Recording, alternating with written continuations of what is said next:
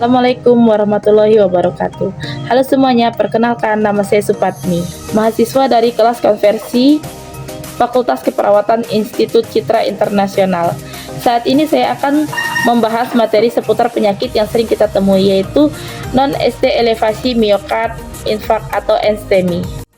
Saat ini saya akan membahas materi seputar penyakit yang sering kita temui, yaitu non-ST elevasi miokard infark atau NSTEMI. Salah satu manifestasi sindrom koroner akut yang banyak terjadi adalah non-ST elevasi segment of myocard infarct atau NSTEMI. NSTEMI dapat menimbulkan berbagai komplikasi seperti udem paru akut, henti jantung, bahkan kematian. Sindrom koroner akut atau SKA merupakan kumpulan gejala klinis yang menggambarkan kondisi iskemik miokard akut.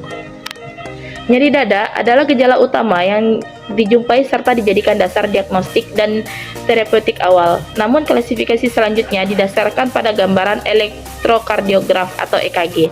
Terdapat dua klasifikasi pasien SKA berdasarkan gambaran EKG, yaitu infark miokard dengan elevasi segmen ST NSTEMI dan infark miokard tanpa elevasi segmen ST NSTEMI. NSTEMI biasanya disebabkan oleh penyempitan arteri koroner yang berat, sumbatan arteri koroner sementara, atau mikroemboli dari trombus dan atau materi-materi atrematous. Dikatakan NSTEMI bila dijumpai peningkatan biomarkers jantung tanpa adanya gambaran ST elevasi pada segmen pada gambaran EKG. Apabila tidak didapati peningkatan enzim-enzim jantung, kondisi ini disebut dengan unstabil angina atau UA, dan diagnosis banding di luar jantung harus tetap dipikirkan. Etiologi NSTEMI ada yang bersifat tetap dan ada yang dapat dimodifikasi atau diperbaiki.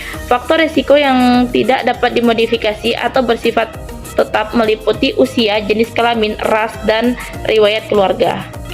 Faktor risiko yang dapat dimodifikasi seperti merokok, dislipidemia, hipertensi, diabetes mellitus, obesitas, dan inaktivitas fisik.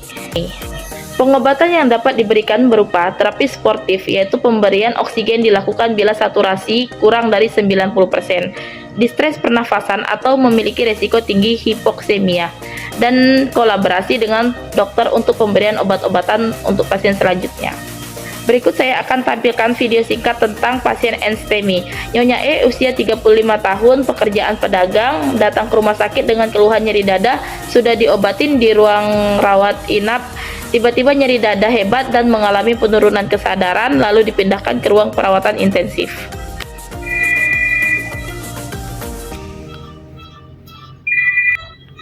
Halo, selamat sore. ICU dengan Supatmi, ada yang bisa dibantu? Selamat sore Kak, ada ruangan emergensi dengan perawat Y. Iya Kak.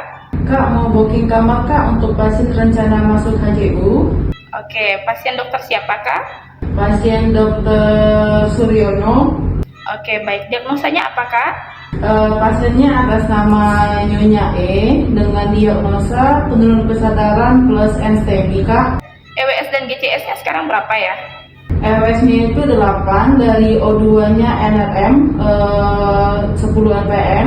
Kemudian pasien tidak sadar Kak 3 sama RR-nya 24. Jadi 3, jadi semuanya 8 untuk EWS-nya Kak. Kemudian pasiennya itu terpasang drip PSDN 2 mg per jam, terpasang norepinephrine 0,05 mikrogram. Tensi terakhir itu di kami 100/50 Kak. Oke, baik Kak.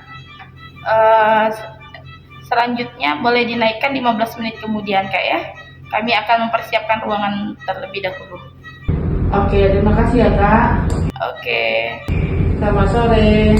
Sore.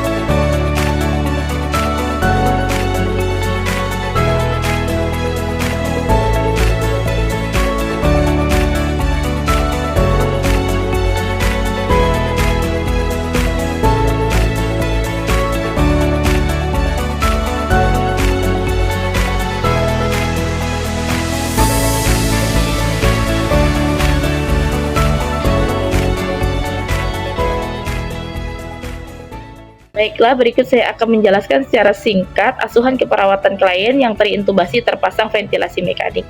Ventilasi mekanik digunakan bagi pasien yang mengalami gangguan pertukaran gas berat.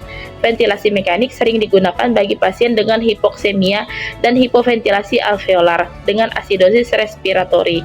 Ventilasi mekanik dapat juga digunakan bagi pasien yang membutuhkan ventilasi setelah proses pembedahan. Proses pembedahan yang menghabiskan energi atau mendapatkan anestesi umum dan sedasi berat. Proses keperawatan diperlukan kolaborasi dengan tim lain dan pasien beserta keluarga. 3 hal utama yang perlu dilakukan adalah yang pertama, memonitor evaluasi dan respon pasien. Yang kedua, mengatur sistem ventilator dengan aman. Yang ketiga, mencegah komplikasi. Yang dimaksud dengan memonitor respon pasien yaitu merupakan hal utama yang harus dilakukan perawat, mencakup memonitor, mengevaluasi, dan mendokumentasi respon pasien terhadap ventilator.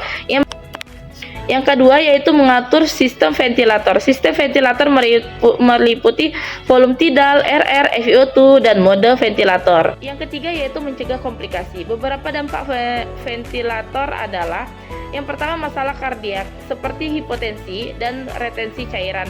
Untuk mencegahnya, perawat perlu monitor vital sign dan balance cairan pasien. Yang kedua, masalah paru seperti barotrauma, volutrauma, ketidakseimbangan asam basa. Untuk mencegahnya, perawat dapat memonitor setting ventilator terkait pressure, volume, maupun PIP-nya. Selanjutnya, masalah pencernaan seperti stres, ulcer, malnutrisi, ketidakseimbangan elektrolit. Untuk mencegahnya, perawat dapat melakukan kolaboratif dengan pemberian golongan antagonis H2 atau proton inhibitor. Yang selanjutnya yaitu masalah infeksi seperti ventilator associated pneumonia atau VAP.